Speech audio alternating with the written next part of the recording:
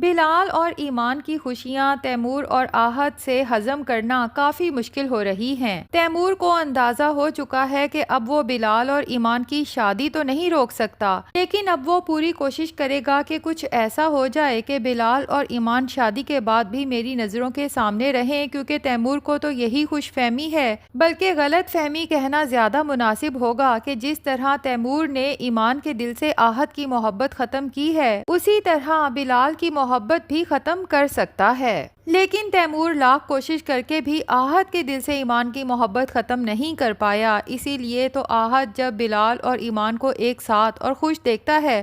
تو اس طرح سے تڑپتا ہے کہ اس کی تڑپ دیکھ کے مزہ آ جاتا ہے۔ اب وہ ایک ایک کے پاس جائے گا کہ بلال کو سمجھاؤ وہ ایمان کے ٹریپ میں نہ پھنسے، کیونکہ وہ لڑکی صرف بلال کو سیڑھی بنا رہی ہے اپنی ترقی کے لیے۔ پہلے تو زارا کے پاس جاتا ہے، اسے کہتا ہے کہ اگر تم اپنے بھائی کی خیر خواہ ہو اور اسے برباد ہونے سے بچانا چاہتی ہو تو اسے کہہ دو کہ ایمان سے دور رہے، کیونکہ ایمان صرف بلال کو استعمال کر رہی ہے۔ لیکن زارا تو بہت خوش ہو جاتی ہے کہ زارا نے ہی تو بلال کو مشورہ دیا تھا کہ وہ ایمان سے شادی کر لے، تو اچھا اس کا مطلب ہے فائنلی بلال نے زارا کے مشورے پہ عمل کر لیا۔ تبھی آہت سے کہتی ہے کہ ایمان کا تو مجھے نہیں پتا، ہاں تمہاری بلال کے لیے فکر دیکھ کے کافی حیرت ہو رہی ہے۔ یہ فکر تب کہاں تھی جب بلال یہاں نوکروں کی طرح کام کرتا تھا اور تمہارے ماں باپ میرے بھائی کی جائیداد ہڑپنے کے چکروں میں تھے۔ بلال جو بھی کر رہا ہے میں اس کے ہر فیصلے میں اس کے ساتھ ہوں، اور تمہیں یا تمہاری بہن کو میرے بھائی کے لیے اب فکر مند ہونے کی ضرورت نہیں ہے۔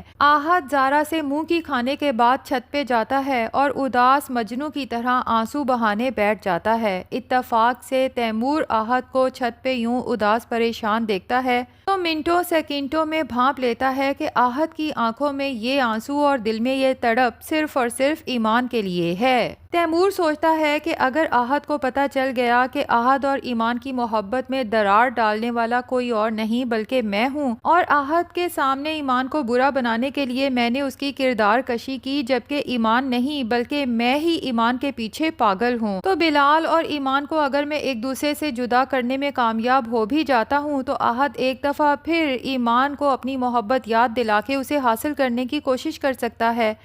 تیمور اب کوئی رسک لینا نہیں چاہتا، تبھی اپنے باپ کے پاس جاتا ہے اور اسے کہتا ہے ڈیڈ آپ کو اندازہ ہے نا کہ آہت کے دل میں آج بھی ایمان کے لیے سافٹ کارنر ہے، اس کے باوجود آپ نے اس کی شادی ڈیلے کر دی۔ مجھے تو لگتا ہے آہت کو اس ڈپریشن سے نکالنے کے لیے اس کی شادی ردا سے جلد کر دینی چاہیے۔ اب لیلا اور زارا کا آمنا سامنا ہوتا ہے تو زارا لیلا پہ طنز کے تیر برساتے ہوئے کہتی ہے کہ بھائی اپنے بھائی کا کچھ خیال رکھو، جب سے اسے ایمان اور بلال کی شادی کا پتہ چلا ہے مینٹلی بہت زیادہ اپسیٹ لگ رہا ہے۔ لیلا بھی زارا پہ طنز کے تیر چلانے سے باز نہیں آتی اور کہتی ہے کہ بلال اور ایمان کی شادی کا سن کے تو کوئی بھی مینٹلی اپسیٹ ہو سکتا ہے، دراصل اس کا اشارہ زارا کے شوہر تیمور کی طرف ہے۔ زارا غصے سے اٹھتی ہے اور تائی سے کہتی ہے کہ آج میری گائناکولوجسٹ کے پاس اپوائنٹمنٹ تھی، میں وہیں جا رہی ہوں۔ اب لیلا جب زارا کی اتنی اکڑ دیکھتی ہے تو اس کے پیچھے جاتی ہے۔ جیسے ہی زارا گاڑی میں بیٹھنے لگتی ہے تو لیلا اس کے اوپر وار کرتی ہے۔ دراصل لیلا کا خیال ہے کہ جیسے پہلے زارا کی پریگننسی ایکسپائر ہوئی تھی تو تیمور کی زارا میں دلچسپی بھی ختم ہو گئی تھی،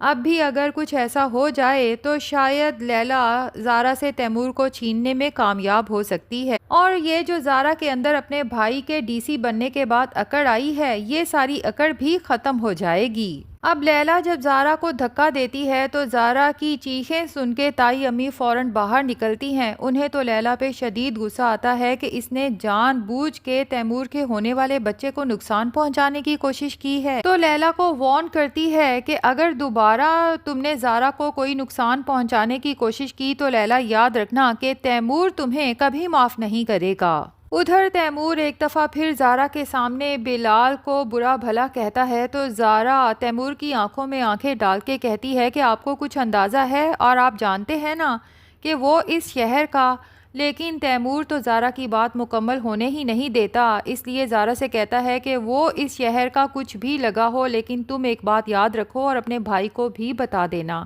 کہ اگر وہ اپنی بہن کا گھر برباد نہیں کرنا چاہتا تو ایمان سے نکاح کر کے اسے اسی گھر میں رکھنا ہوگا۔ تاکہ ایمان میری نظروں کے سامنے رہے۔ زارا کو تو اپنے شوہر کی گھٹیا ذہنیت پہ بہت افسوس ہوتا ہے، بہرحال اسے کہتی ہے کہ بلال یہاں کیوں رہے گا جبکہ اسے سرکار کی طرف سے بہت بڑا گھر ملا ہے۔ تو تیمور کہتا ہے کہ اگر بلال اس گھر میں نہیں رہے گا تو پھر تم بھی اس گھر میں نہیں رہو گی۔ اب زارا اپنی تائی امی کو تیمور کے اس رویے کی شکایت کرنے جاتی ہے تو اس کی تائی زارا کو حوصلہ دیتی ہے کہ دراصل ایمان نے تیمور کے دل پہ گرہ لگا دی ہے اور تیمور اس ایمان سے شدید نفرت کرتا ہے۔ مجھے نہیں پتا کہ اس نے یہ شرط آخر کیوں رکھی ہے۔ ادھر ایمان کے ماں باپ اسسٹنٹ کمشنر کے پیرنٹس ہونے کے باوجود ٹنڈو آدم سے کراچی بس میں آتے ہیں، حالانکہ ایمان چاہتی تو اپنے پیرنٹس کو اپنی پرسنل گاڑی اور ڈرائیور بھیج کے بھی بلوا سکتی تھی۔ بہرحال ڈرامے میں ذرا مرچ مسالہ لگانا ہے تو دکھایا جاتا ہے کہ جیسے ہی ایمان کے ماں باپ لوکل بس سے نیچے اترتے ہیں تو ایمان پورے پروٹوکول کے ساتھ اور پولیس کی ایک پوری فورس کے ساتھ اپنے ماں باپ کو ریسیو کرنے پہنچی ہوتی ہے۔ دکھانا تو یہی چاہتے ہیں کہ بے شک ایمان پڑھ لکھ کے بہت اونچے عہدے پہ فائز ہو چکی ہے لیکن آج بھی اپنے ماں باپ سے ویسی ہی محبت اور عزت کرتی ہے، اور یہ ان لوگوں کے لیے بہت بڑا سبق ہے جو لوگ پڑھ لکھ کے کسی عہدے پہ پہنچ جاتے ہیں تو اپنے ہی غریب ماں باپ کو پہچاننے سے انکار کر دیتے ہیں۔ خیر ایمان کے ماں باپ تو اپنی بیٹی کا یہ روب، دبدبا اور شان دیکھ کے بہت ہی فخر محسوس کرتے ہیں۔ اب ایمان اپنے پیرنٹس کو گھر ڈراپ کرنے کے بعد